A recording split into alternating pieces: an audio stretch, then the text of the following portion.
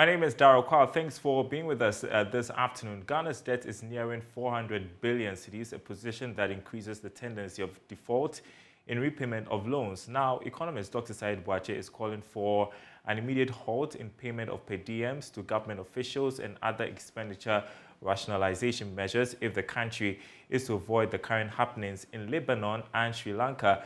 The two countries have been highly exposed to increasing debt, which has consequently led to skyrocketing prices of goods and services on a daily basis. Dr. Boakye, who is also a senior fellow at the Institute of Fiscal Studies, says authorities must find immediate solutions to the rising debt before it's too late. He joins us via Zoom. Good afternoon to you, sir. Government officials watching us right now will not be excited about this call for payment of per diems to be halted, but you say it's one of the things we must do to cut down on expenditure. Tell us more. Sure. When it comes to the debt buildup, people have always been talking about revenue. Yes, revenue could be a problem because relative to the country peers, revenue to GDP is quite low. But then if your revenue is low, doesn't mean you have to be in fiscal troubles, in the sense that how much revenue you are bringing in, you could be managing it, you could be managing your expenditure to suit that. The problem is that the government is highly boxed in when it comes to expenditure management. You see, you add your debt service to your compensation, and you don't have anything left. Not only that you don't have anything left, in fact, you have to even borrow additional funds to supplement your revenue before you can settle compensation of employees and service your debt, pay for compensation of employees and pay for your debt. Because of that, the government is boxed in. To be able to get out of this environment, the government has to go very lean in order to be able to minimize the borrowings. After all, you cannot do anything outside these two expenditure items but to borrow. And I'm saying the economy can no more sustain the government expenditure pattern. Go to the ministries, for instance, you see fleet of cars, parked there, drivers, maintenance costs. Senior service, civil servants get free coupons. Politicians get free coupons. This thing has to come to a halt in the sense that the country is a very dire fiscal situation. Why am I calling for this? If you look at the countries of the world, Ghana is number 3 in terms of the countries that uses the biggest portion of its revenue to service its debt. Lebanon is number 1. Number 2 is Sri Lanka. And you see, people are on the street over there. It's very serious. Lebanon is having around 50% of its revenue used to pay for interest alone. Sri Lanka is also getting there. In 2018, when Ghana was number 3, Ghana was using only 33%. Now Ghana is using, according to 2021 budget outing, 47.8%, which is virtually getting to 50% of government's entire revenue and grants being used to pay for interest alone. There is amortization. If you add it, about getting to 70% of government revenue being used to service debt alone. Compensation of employees is also about 45% of revenue. What should the government do to get out of this fiscal environment or predicament? You have to go lean.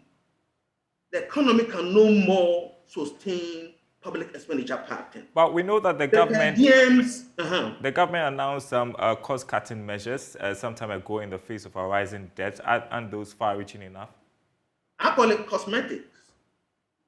In fact, when they went to pay them, what they call pediatric launch, I thought they were looking at seriously cutting expenditure. They came and they said coupons were going to be reduced by 30%.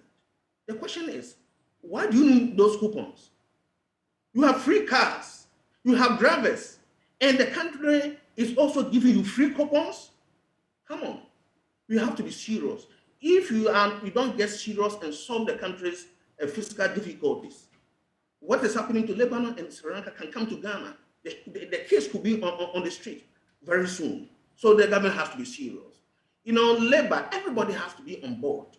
You cannot use about 45% of your revenue to service your debt, whereby peer countries are using around 30% of government revenue to pay for compensation. Peer countries are using around 30% of their revenue to pay for compensation, and you are using 45% to pay for compensation, but 15 percentage points higher than your peer countries. This is way too much. Way too much. So even labor also has to sacrifice. Everybody got to sacrifice to be able to fix this country. An example of the waste in the system, I want to pick your reaction to a report released by Imani Ghana that on the fiscal recklessness of some ministries, I should say, or MDAs. Now, it showed that between 2015 and 2020, we lost about 13.9 billion cedis as a result of irregularities within the public financial system. And the finance ministry and its subsidiaries being the worst culprit. Your reaction to that? It's scary. In fact, it is not Imani. Imani is merely reporting what the Auditor General report is telling everybody. You see, you are always calling for more revenue, and you have imposed e-levy. Ghanaians are complaining. Of course, the government needs money, but much of the money being collected is being wasted. Getting to 14 billion within 5 years. And what has happened since the Accountant General submitted the report? Not much has happened. Heads are not rolling. The country can no more manage its fiscal account as usual anymore. Things are getting very bad. You see, and unfortunately, issues like, happenings like Russia-Ukraine war has also come in, energy prices going up. Why is Ghana inflation going up so much? Because the fiscal position is so poor, and the government is finding it difficult to support. Of course, when such a thing happened in 2008, one similar thing happened in terms of food prices, the government was able to remove taxes from imported food, rice and others, to give relief. This time around, the government even needs more money from the people because the fiscal position is so poor and dire. Okay. Look at what is happening to fuel prices at the pump. Now, 10 Ghana cedis, 11 Ghana cedis. The government is supposed to support by removing some of the taxes, but the government needs the money. Right. And you understand that? So the fiscal position is so poor. So I'm telling the political leaders that the expenditure pattern, the country can no more support it. The economy has reached a level we cannot support the public expenditure pattern. My final question and politicians have to begin with themselves first. My final question is interesting. You bring up the situation in Sri Lanka and Lebanon. What would you say to those who think we aren't close to experiencing that? That is quite an extreme situation. The numbers are speaking. I'm not the one saying it. Lebanon is using 50% of its revenue to pay for interest. Ghana is using 47.8%, which is also getting to 50% to pay for interest. You add amortization, and it's getting to 70%. Ghana is number 3. Lebanon, Sri Lanka, then Ghana. So I'm not the one comparing. But, we have a very vibrant private sector, and it is helping us. But the private sector cannot continue to be vibrant when the public sector is weighing down on the private sector in terms of look at inflation, what is going on, interest rate, what is happening to interest rates and others. So the government has to act. And, it is the private sector that is supporting this country, but very soon the burden will be so much, and if you are not careful, people will be on the streets. And we want to avoid that. The political leaders, please, you cannot run the affairs as usual. Amount of money you spend on yourself, because when the political leaders lead by example, now you can begin to talk to labor and say, look at what you have taken the initiative. Okay. We are shrinking, our expenditures. For that matter, labor, please also help. But if you continue to behave as usual, you cannot get labor to be on board. When this year was starting, they were increasing wages by around 7%. Now labor is calling for a match with inflation. Of course, definitely the government cannot do that. But okay. How do you convince workers when you are spending luxuriously? All right. It shouldn't be business as usual. Dr. Said Boakye, thank you so much for your time this afternoon. economist and senior fellow with the Institute of Fiscal Studies. Now, the Ghana Revenue Authority will soon launch the automation of all tax clearance certificates. This is part of moves to migrate all payment of tax digitally whilst ensuring tax compliance. According to his Commissioner General, Reverend Dr. Daryl, this will be done in two ways, via a USSD code and the Ghana card. He disclosed this at a panel discussion at the just ended 6th Ghana CEO Summit. And I also want to assure that we have gone very far in terms of automating the tax clearance certificate. And therefore, we are coming to a point where you don't need to now write and apply, and we will launch it very soon. But you'll be able to have your tax status. And we are doing it in two ways. We are doing it through a USSD code, such that if you put your USSD code *222# and you put in your Ghana card number, it will tell you whether you are compliant or you are not compliant. And if you go onto our website, also we'll have a portal there. If you put in your tax certificate, and therefore we are going to work, and the Vice President is supporting us on this, where we are linking up with all the other agencies. And so the time is coming in Ghana that when you want to renew your driving license, you have to put in your Ghana card number and to tell you whether you're compliant or you're not compliant. If you're not compliant, license will not be renewed. We are not accepting manual filing at all. Okay. Number two was the payment of tax. Until last year, you have to physically walk to our tax offices. We had 257 tellers. And the question that we kept asking ourselves is, are we a bank or a tax organization? And so we said the banks are more capable of handling the cash, and we are capable of collecting the tax. Collecting the tax is different from collecting cash. And today, people can pay online. They can pay by doing *222#, and they can pay their tax. People can pay through all the various means, and also using the Ghana.gov platform. And so when we finished, we had to retrain 257 tellers into being able to rather go there and collect tax rather than going to collect cash. Because for the cash, you can sit in your office and do it. All right, you're watching The Marketplace. Let's turn to some other stories for you. The Korea Importers Association of Ghana has petitioned the presidency on a new draft by the Ghana Standards Authority on imported used vehicles. They say aspects of the draft are not in the interest of importers. In studio with me is George Dumenu, who is Secretary of the Korea Importers Association, to tell us a bit more about this. So just for the benefit of our audience, are you just an association of importers of vehicles? No, we are importers of vehicles and spare parts, as well as household items. All right. So tell us about this newly drafted standards by the Ghana Standards Authority that has got you guys worried about the impact on your operations. The new draft is a new standard set by Ghana Standard Authority. That when you look at the draft, chapter 4 and 5, it spelled out the conditions or the type of cars that should be imported into Ghana. Over-age cars are banned from being imported. Salvage cars, cars that have been taken by flood, and those are the categories. And cars that are originally right-hand drive were banned from entering into Ghana. Then when you read chapter 5, it also give condition for importers to before you import, you have to send the document concerning the cars to Ghana Standard Authority to approve before you be able to import that car. And looking at our business in the Asia, it's an open market operation. So that condition would not fit our situation. But you do understand that these measures are to protect the buyer at the end of the day, right?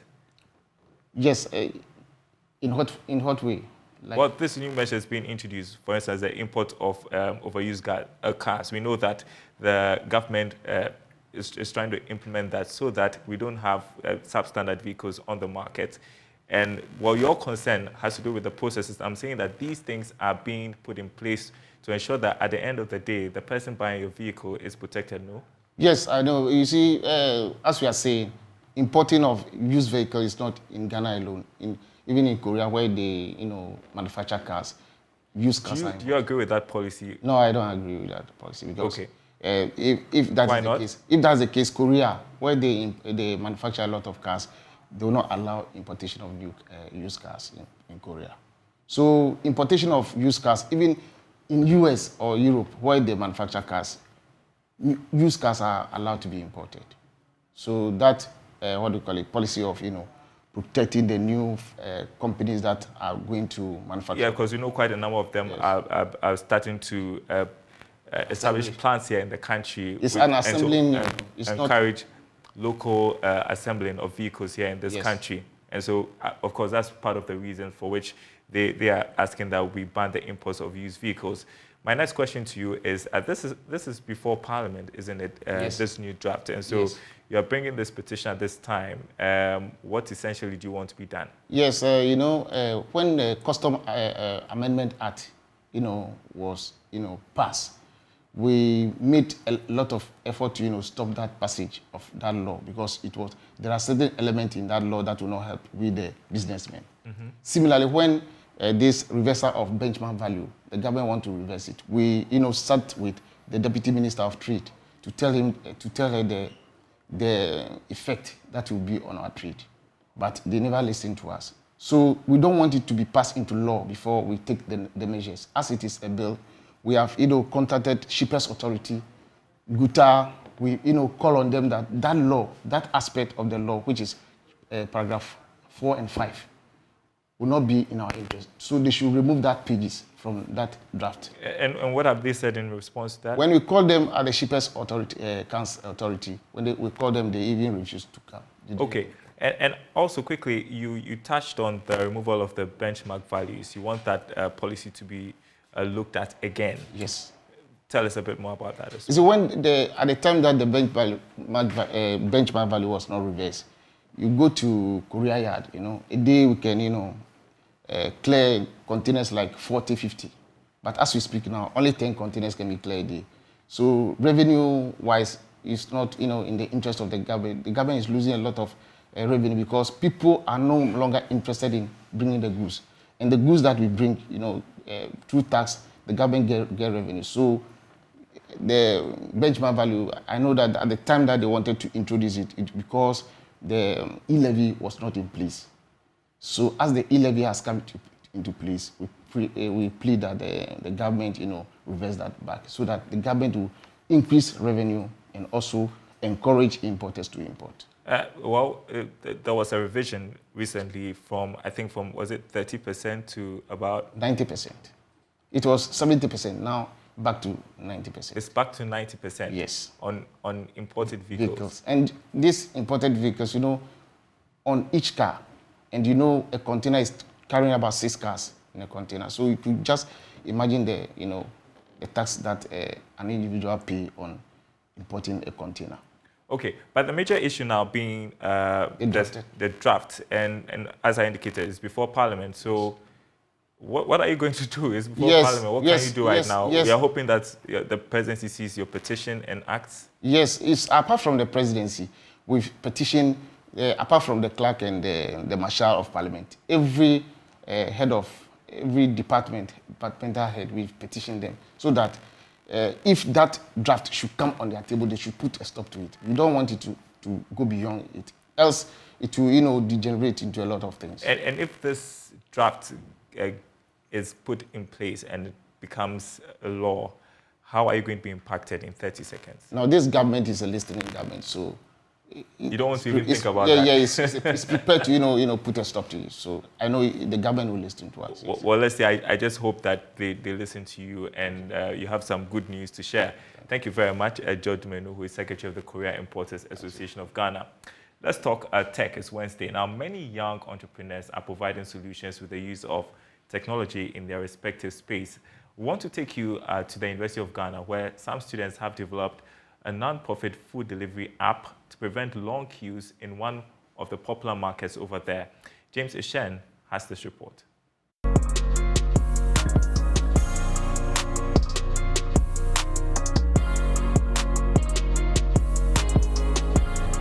think students are still glued to the theoretical aspect of the respective courses they offer in school. Then wait a minute, you're on Legon campus, some 4 students have come together and they've developed an app that helps students get food to and fro. The name of the app is Night Market. And Night Market is a common market here on Legon campus. Follow me as we get in touch with them and know how this idea came about.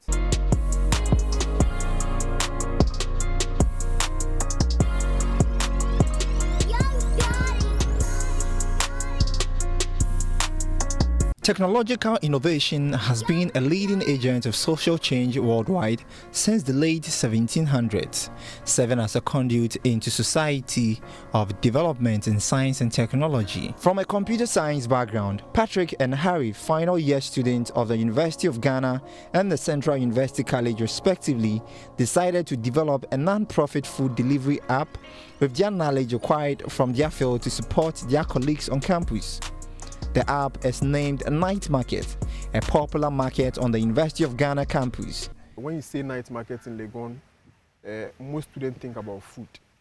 They think about affordable. They think about a marketplace. So that's why we choose night market. There's always been a problem of getting food safely and conveniently, since hostels and halls are quite far away from the marketplace.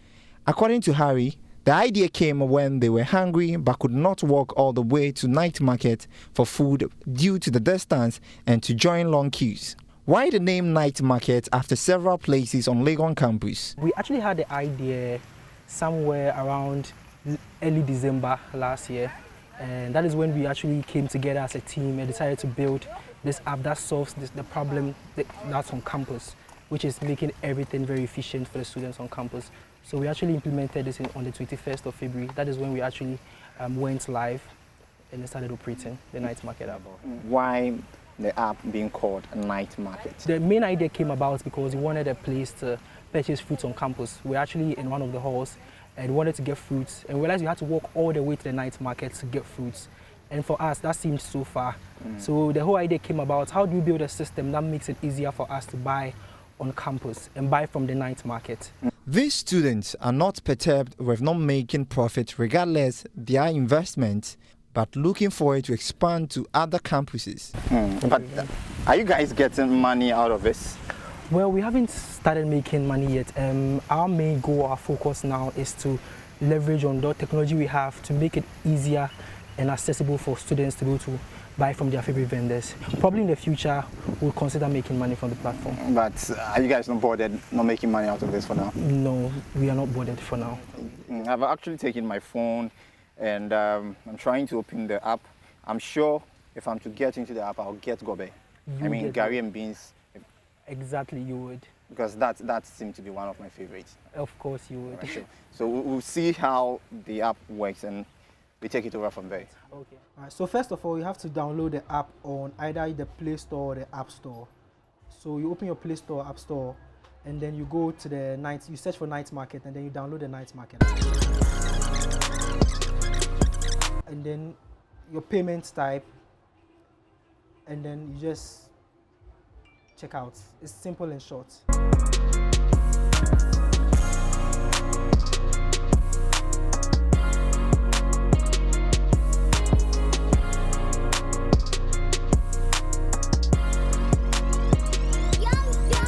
It's been 4 months of operations. What are some of the challenges these students face operating a non-profit food delivery app? What has been some of the challenges? Well, I think the challenge, first of all, has had to be how do we get some vendors who are not tech savvy to use the vendor platform? Because what we call ourselves is we actually call ourselves more of like a technology layer that connects the vendors to the students, right? And we act as the intermediary, that's the layer. So all the vendors do have a platform. So the issue was, how do we get the vendors who are not tech savvy to use their smartphones to accept orders? Because they're actually used to the manual way of doing things, which is the customer goes there to buy the meal. But now how can they accept it on their smartphones? That has been a challenge, the initial challenge for us. The second challenge has had to do with resources, because how do we partner with delivery agents to deliver seamlessly, right? So these are the two major issues that we faced with how to run the Night Market app. Some students shared their experiences using the Night Market app.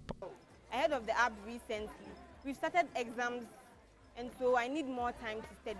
So I decided to download the app to help me to avoid wasting time when purchasing food. It really helped me because unlike before, I come to spend more than an hour here just to purchase food. So within 30 minutes, we are able to get our food. So it's better than coming all the way to this place. The reason why I was using the Night Market app was because of two reasons. Firstly, to skip the queue on campus when I'm trying to purchase food from the vendors.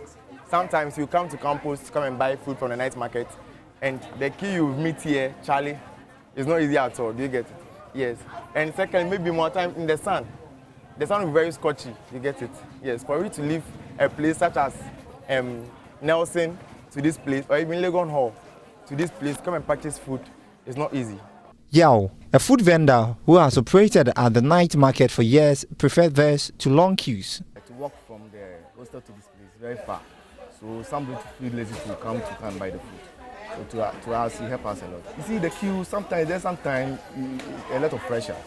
When the exam time, it's a lot of pressure because exam time don't like cooking. Most of the students don't like cooking in exam time because they don't have time to learn and stuff. So we don't have time to cook. So exam time, the queue is like, I think it helps us sometimes, but sometimes too, a lot of pressure on us. So to me, I would like them to order online because that was better. Because when they come here, it makes us find it difficult. This is Night Market, and this is where the app was named after.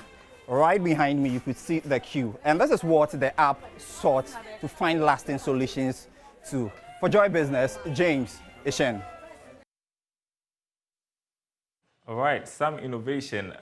You've been watching the marketplace. There is more news on our website, myjoyonline.com/business. Our top story over the government will transform newly created regions with ICT skills. That's according to the communications minister. Go there, myjoyonline.com/business for more. That's the marketplace. Goodbye.